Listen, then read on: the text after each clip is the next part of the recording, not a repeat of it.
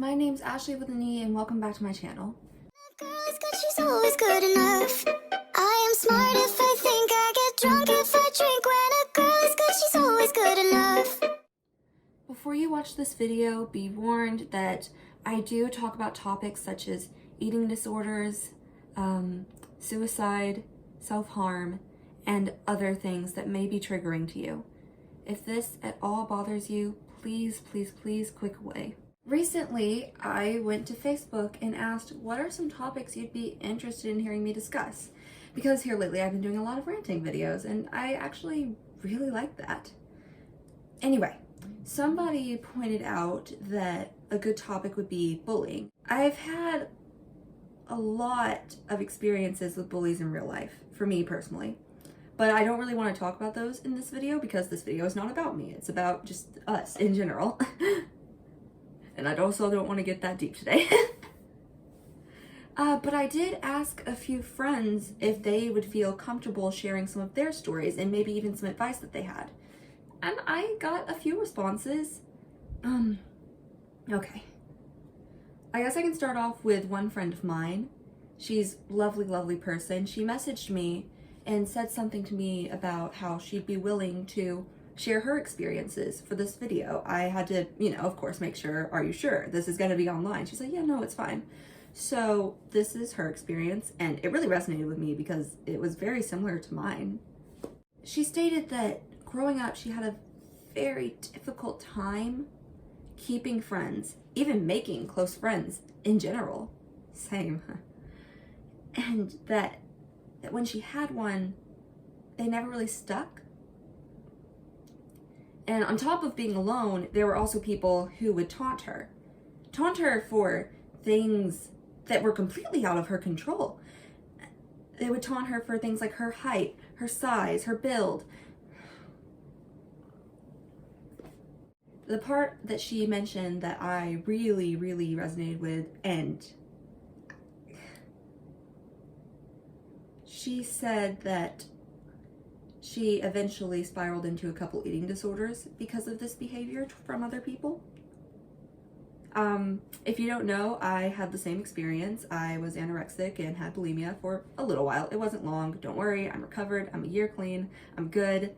Thank you. But I don't think people understand the weight of their words. I mean, even friends can bully you when they make jokes at your expense, make jokes at their own expense even. That can be really damaging.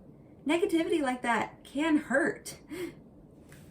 The statistics of suicidal rates in teenagers, the death that comes from eating disorders, self-harming, cutting, all of these things, they hurt. And a lot of the times they spiral from the words of somebody else. And I genuinely believe that if we really took a step back and noticed what we were actually saying, we would never do that. I truly do not believe there is a person alive that is so wretchedly evil and wicked that they would actually sit back and continue to hurt somebody knowing the consequence could be death.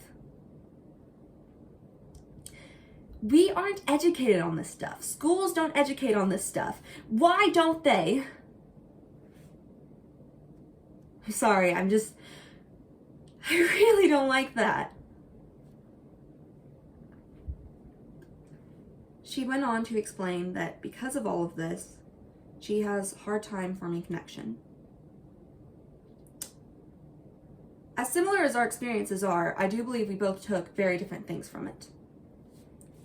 For her, it was a mark that never really left. And she's so strong, and she's working so hard to overcome it, and I am so proud of her. For me, I don't know.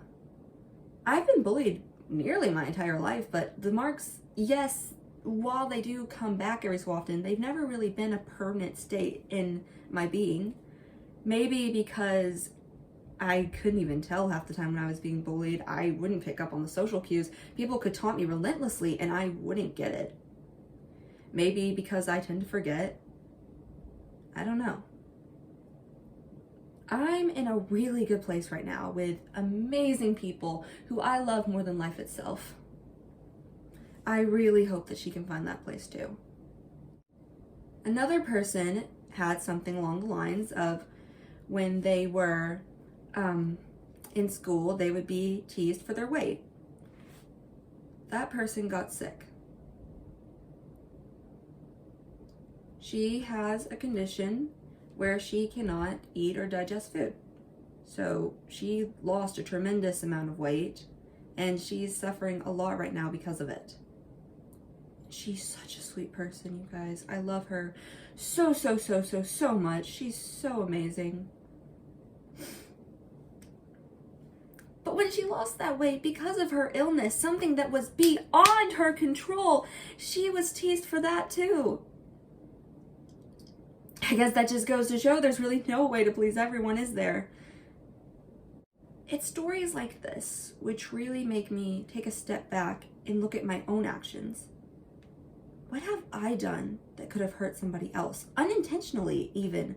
What's something that I have done? What is some hurt that I've been responsible for? It doesn't matter who you are. If you go back in your mind, you will find one thing. We are all human. We all make these mistakes. What's important is how we recover from them. You could pretend it didn't happen, or you could apologize. Somebody made a really nice comparison saying, a princess isn't the heroine of the story because she pretends the dragon's not real. She knows that the dragon's real, and she faces it. Sometimes things just stick with me, you know?